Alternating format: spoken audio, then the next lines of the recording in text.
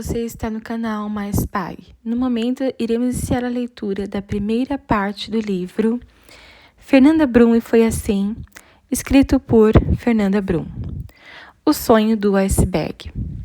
Era quase manhã quando acordei no meu quarto rosa de adolescente, cheio de bichos de pelúcia por todos os lados. Minha avó dormia comigo em uma cama improvisada ao lado. Sempre que podíamos, dormíamos juntas. Acordei virada para o lado dela, nossa ligação sempre foi muito forte. E ela reparou no meu olhar que algo diferente havia acontecido durante a noite. Sim, Deus havia me falado algo importante. E comecei a narrar o sonho enquanto me desencilhava do fofinho. Meu cobertor rosa, companheiro desde meus 9 anos de idade, usado em qualquer situação, independente do clima. Minha avó ouviu com muita atenção e respeito a cada palavra minha. Seu rosto me dizia mistérios. E mesmo sem falar nada, eu sabia que ela discernia.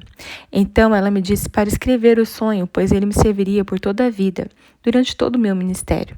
Esse sonho que considero visão me valeria como revelação. Tomei um caderno e consagrei ao Senhor. No fundo, eu sabia que este seria o primeiro de muitos sonhos revelados que eu teria ao longo da vida. E lá estava eu, aos 17 anos, sentada em minha cama antes do café, escrevendo o meu sonho, enquanto minha avó me observava. Ela sabia que Deus falava comigo, assim como falava com ela. Nós conhecíamos a Deus e nada poderia mudar isso em nossas vidas. Sonhei que entrava em um elevador marrom. Ele tinha botões por todos os lados, mas ao invés de indicar andares, sugeria que digitássemos anos, possibilitando viagens ao passado e ao futuro.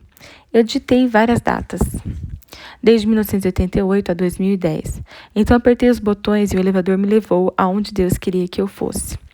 A porta do elevador abriu em muitos lugares, em países diferentes, em décadas diferentes, mas um lugar em especial me marcou. Foi quando ele abriu em cima de um iceberg gigantesco. Era como se toda a Terra fosse formada só de água, sem continentes, e só existisse um ponto firme que era esse iceberg. Eu saí do elevador e fui andando em direção a uma igreja pequena e branquinha de portas azuis. Fui atraída para dentro dela. O frio era tão forte que quase congelou meus pés, mas eu segui. Quando passei pelas portas da entrada, ao lado esquerdo, próximo ao púlpito, avistei um homem moreno, sem camisa, sentado, tocando uma guitarra vermelha. A guitarra estava ligada ao amplificador bem simples de baixa potência. Olhei em volta e a igreja estava vazia. Não havia liderança, pastores ou diáconos, ovelhas ou coral, apenas bancos marrons de madeira. A solidão era grande ali dentro e a música do homem era arrastada e triste. Eu apenas olhava em volta, procurando por outras ovelhas. Fixei meu olhar no púlpito vazio, com cadeiras e carpete marrom de um lado e do outro. 2 portinhas azuis indicavam a saída dos fundos. Eu as fitei na expectativa de que alguém finalmente passasse por elas. De repente, essas portas se abriram com violência e uma onda grande, caudalosa, veloz e barulhenta foi entrando e levando tudo que estava pela frente: bancos, púlpito, o homem, guitarra e eu. Sim, eu também. A princípio, o pavor tomou conta de mim, pois as águas empurravam tudo para fora da igreja, por cima do gelo branco e espesso. Olhei para a lateral da igreja, para onde tudo estava sendo arrastado, e percebi um túnel que flutuava, como parte do iceberg colado à igreja. O túnel não tinha fundo, apenas teto. Todas as coisas eram conduzidas para dentro dele. O rio de Deus levava tudo, então decidi parar de lutar e sentir pelo Espírito que deveria permitir que ele me levasse. Essa era a única possibilidade de sobreviver. Comecei a boiar e a passar pelo túnel. Muitos destroços passavam por mim, e pessoas de todas as nações também, com roupas típicas e rostos de horror. Enquanto boiava, reparei que muitos ministros do Evangelho se seguravam com força nas bordas do túnel. Reconheci muitos deles e outros até hoje reconheço quando lhes sou apresentada. Muitos tiveram seus ministérios interrompidos nos dias de hoje, cantores, pastores, bandas. Eu avisei a muitos, mas poucos me ouviram. No sonho eu gritava pedindo-lhes para largarem a borda, senão eles morreriam. Eu dizia: boiem, deixem o rio levar vocês, por favor, acreditem. Mas eu passava rápido demais e eles iam ficando para trás.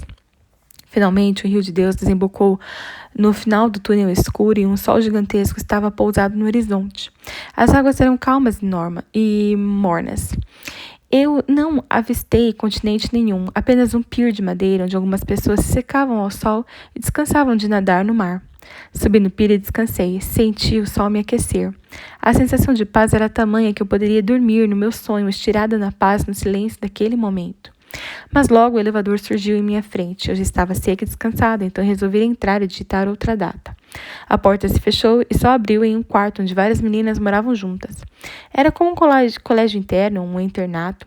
Algumas choravam porque uma delas estava grávida e não era casada. Elas falavam inglês e eram todas loiras e adolescentes. Eu saí do elevador e as aconselhei por horas. E também cantei. Elas me deram um envelope. No elevador, quando abri o envelope, vi algumas notas de $. Fiquei surpresa, era uma oferta. Guardei-a no bolso e digitei o ano em que estávamos, 92. Acordei no bairro do Irajá, no meu quarto rosa, diante de minha avó. Era quase manhã. A visão. A dureza da visão desse sonho se desenrola ao longo do meu ministério. A cada momento percebo um detalhe que me faz enxergar algo novo para um novo momento. Passei a sonhar mais e a notar quase tudo. Esses sonhos se explicam como revelações. O mais difícil é quando tenho que entregar as visões a líderes que eu prezo tanto. Nem tudo que vejo em meus sonhos tem uma conotação de puxão de orelha, mas uma grande parte das visões vem para arrependimento de maus caminhos e para tornarmos a palavra mais intensa e prioritária em nossas vidas. Esse primeiro sonho me mostrou um chamado que não tem preço, algo que Deus me deu desde o ventre da minha mãe. Sabe, há algum tempo eu descobri a razão do meu nascimento. E feliz é aquele que sabe por que existe. Este vive, sofre, canta e chora com propósito. Aleluia. E sei que fui chamada para ir às nações, levada pelo rio de Deus, sem nenhum tipo de resistência. Mesmo quando as águas são frias, mesmo quando a dificuldade é grande, deixe-me levar sem medo, com fé na vitória. Quero ir aonde Deus me levar, aonde suas águas caudalosas e violentas me indicarem o caminho. Mesmo que seja assustador, mesmo que ninguém esteja lá, mesmo que esteja congelado, mesmo que seja outro continente, eu vou. Com paixão, com coragem, sem timidez. Pelas almas, pela igreja, pelos jovens, pelos senhores e pelas senhoras, pelas crianças, pelos negros, pelos brancos, pelos judeus, pelos árabes, pelos pentecostais, pelos tradicionais, pelos pecadores, pelos santos, por Jesus, pelo Pai, pelo Espírito Santo. Só eu sei o quanto fui perdoada. Quem é muito perdoado, muito ama. E quem muito ama, muito se dá. Eu amo, obedeço. O que me importa é agradar o Rei. Quero fazê-lo feliz, quero dançar com ele, quero realizar seus sonhos, quero cumprir seu chamado em minha vida, eu vou. Revelação do sonho. O sonho da igrejinha me remeteu à realidade da igreja no planeta.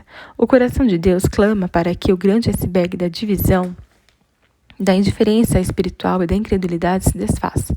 Não estamos vivendo o avivamento. Temos focos de avivamento nesses dias e Deus irá com suas águas apagando todo o fogo estranho de nossa vida, varrendo e limpando nossas igrejas e nos enviando ao mundo com uma palavra de salvação que trará Jesus de volta na nossa geração. Maranata. Quem resistir a este mover pode morrer nas bordas do túnel da mudança, no medo e na incredulidade.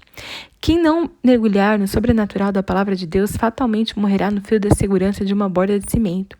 Precisamos confiar, perder o chão, flutuar nas águas do Espírito e, por fim, cercar nossas roupas sob o sol da justiça que queima tudo que não é santo e nos faz seguir na direção dos que esperam por uma palavra de conselho, atenção e amor. Sim, é tudo muito louco, mas o Evangelho existe para ser seguido por aqueles que sabem que o reino de Jesus não é desse mundo. Nada mais louco do que Jesus pregando a verdade, a santidade e a misericórdia, pois eu estou com ele. Venha nosso teu reino, seja feita a tua vontade, assim na terra como no céu. Mesmo que isso nos custe a pseudo-reputação, mesmo que, assim como os demais profetas, a solidão seja nossa única recompensa e a incompreensão nossa amiga de todas as esquinas. A necessidade de pregar e fazer a vontade de Deus nos faz loucos a ponto de falarmos tudo o que Deus nos disse ao longo de toda uma vida. Meu convite a você. Eu não tenho a pretensão de agradar a todos, mas com certeza de alcançar muitos. Se este livro servir para convencer você de que o Senhor lhe chama para momentos profundos na presença dele, ok. Mergulhe comigo agora na palavra e nas experiências que tive nesses 18 anos de ministério e 20 de conversão. Não sei se teremos tempo para escrever outro livro de experiências, pois eu creio que Jesus voltará em breve, e creio que pode ser em nossa geração.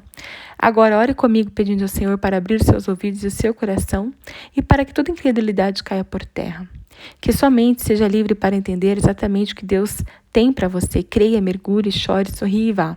Vá pregar o Evangelho e sonhe fluir no rio de Deus sem medo, sem reservas. Somente se deixe levar pela palavra de Deus. Vamos mergulhar, vamos nadar. Amém. Obrigada por acompanhar a primeira parte da leitura do livro Fernanda Brum, e foi assim.